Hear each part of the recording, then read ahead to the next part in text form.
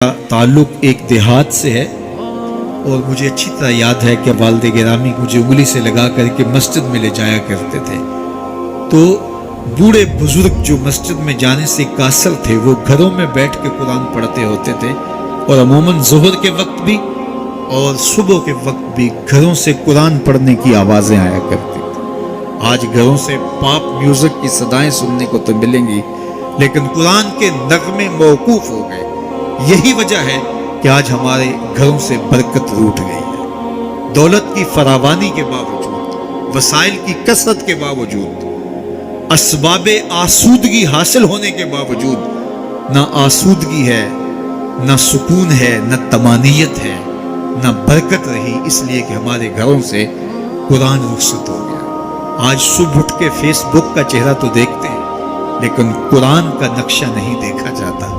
तो बरकत के काफले घरों से रुखसत हो गए और घर बरकतों और रहमतों से खाली हो गए। आज भी अगर हमने घरों में बरकतों को वापस बुलाना है, रहमतों को अपने घरों में वापस लाना है, तो कुरान मजीद की तिलावत को अपने मामूलात में शामिल कर लीजिएगा।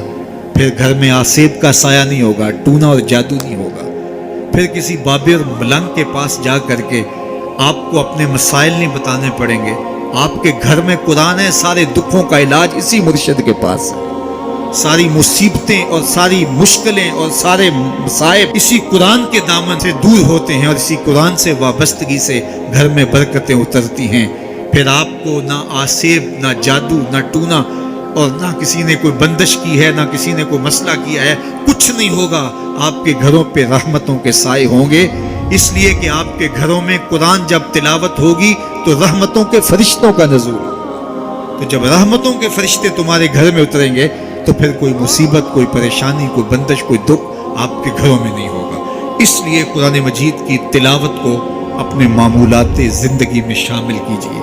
देखिए, ये रमज़ानुल मुबारक का मुबारक महीना अक्सर घरों के अंदर कुरान मजीद की तिलावत का मामूल रहा और जो दिन बाकी हैं इन अय्याम में तिलावत कलाम मजीद का मामूल बाकी रहेगा। तो इसकी बरकतें आप अपनी आंखों से देख रहे हैं। और अगर ये पूरा साल हमारे घरों में मामूल बाकी रहे, हमारी सुबह का आगाज़ ही कुरान मजीद की तिलावत से हो, बेटियां भी कुरान खोल के सुबह बैठ जाएं और बेटे भी कुरान खोल के बैठ जाएं, बूढ़े भी कुरान खोल के बैठ जाएं, जवान भी कुरान खोल के बैठ जाएं, तो मुझे बताइए कि कितनी रहमत और कितनी बरक़ात का घरों में नुज़ूल हो। तो इसलिए अपने घरों में कुरान मजीद की तिलावत के मामूल को कभी भी तर्क न कीजिए। चाहे रोज़ के 2 सफ़े पढ़िए, कुरान मजीद की तिलावत के मामूल को बाकी रखिए। और अगर अल्लाह आपको नसीब करे तो इसको मफ़हूम और तर्जुमे के साथ पढ़ने की कोशिश कीजिए, ताकि कुरान का जो हमारे नाम पैगाम है वो भी हम समझ पाएँ कि कुरान हमें क्या बता रहा है और हमें क्या मैसेज दे रहा है, ताकि हमारी ज़िंदगियाँ इस पाकीज़ा किताब की रोशनी और किताब के उजालों में बसर हो। और ये किताबुल्लाह का तीसरा हक़ है कि इसको मफ़हूम व मतलब के साथ समझने की कोशिश करें। ये हमारे रब का हमारे नाम पैगाम है।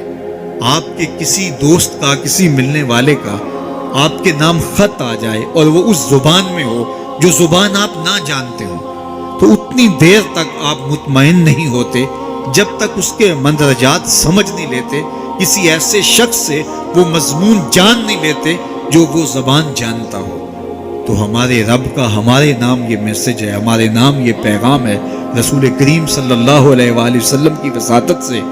तो हमें इसको समझे बगैर चैन क्यों आ गया है? तो हम इस पैगाम को समझें कि हमारा रब हमें क्या फरमा रहा है, किन उमूर का हुक्म दे रहा है और किन बातों से हमें रोक रहा है।